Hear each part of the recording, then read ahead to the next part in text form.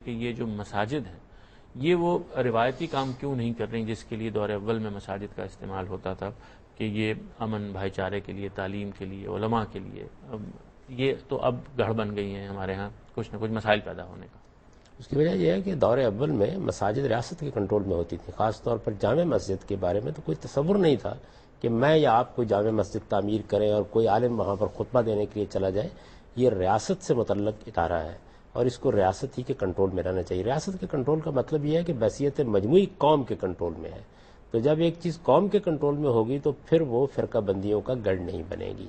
ہمارے ہاں مسائل یہاں سے پیدا ہوئے ہیں کہ مسجد کا ادارہ جو اصل میں پوری مسلمانوں کی جمعیت کا ایک ادارہ تھا، ان کے نظم اجتماعی کا ایک ادارہ تھا، اس کو ہم نے افراد کے سپرد کر دیا ہے.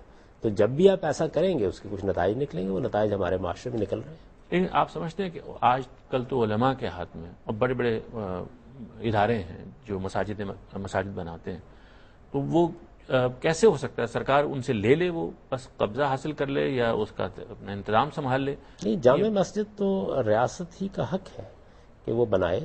اس کی اجازت کے بغیر بن بھی نہیں سکتی. خطبہ دینا بھی اسی کا حق ہے.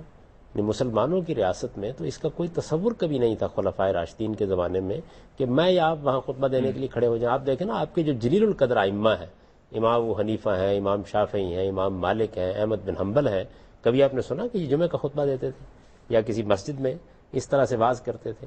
مسجد میں جا کے عام دنوں میں آپ کوئی بات کرنا چاہتے ہیں، ہر عالم کے لیے مسجد کھلی ہوتی تھی. امام مالک بھی وہاں حدیث پڑھاتے تھے.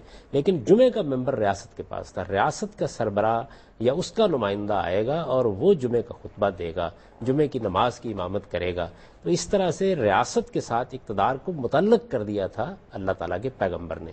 یہ سنت قائم کی گئی تھی. اس کی مسلمانوں نے جب سے خلاف ورزی کی اس کے نتائج بھگت رہے ہیں.